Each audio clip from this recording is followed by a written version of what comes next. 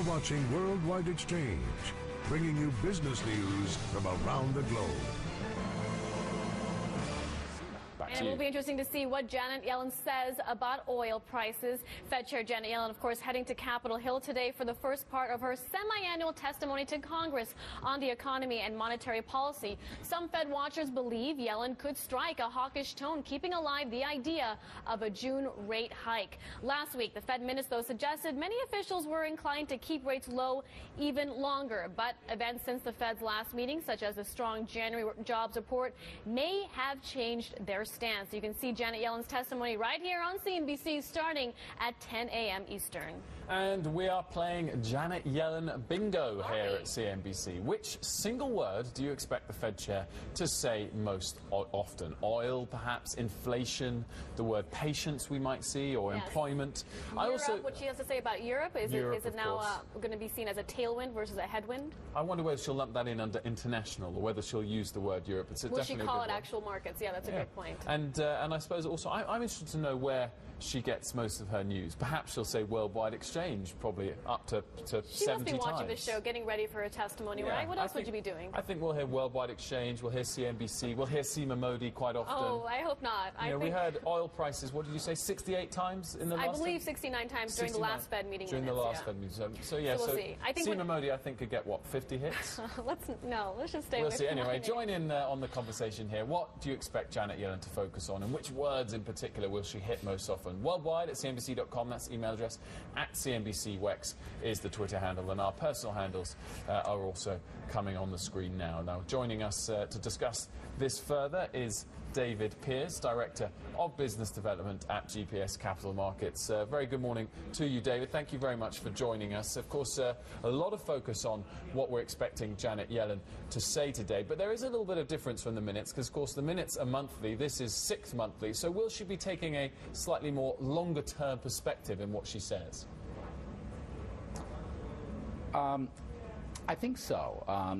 I don't expect anything dramatic out of this current announcement.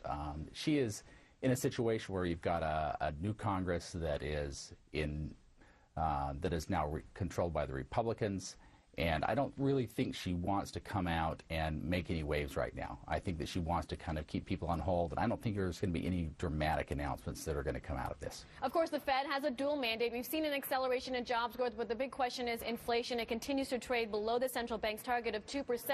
How do you think, David, that Janet Yellen will reference lower oil prices in today's testimony? Will it be seen as a positive, a boon to the consumer, or that oil prices are keeping inflation low, expectations low for the coming future, and therefore we cannot see a rate hike in the next 6 months? Yeah, really good question. And what she thinks and what I think are probably two different things.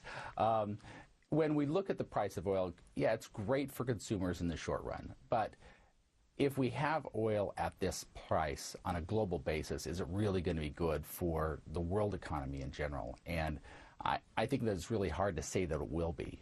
There's so much investment that's gone into the oil, and there's a lot of people that rely on higher oil prices, frankly. I think that she's going to try to discount this out from the general numbers that when you talk about inflation, and try to discount the impact of oil on that, because frankly, a lot of this, oil can go back up in a very quick hurry, and if it does that, you could see inflation all of a sudden make a dramatic leap. So I think she's going to try to downplay the impact of oil.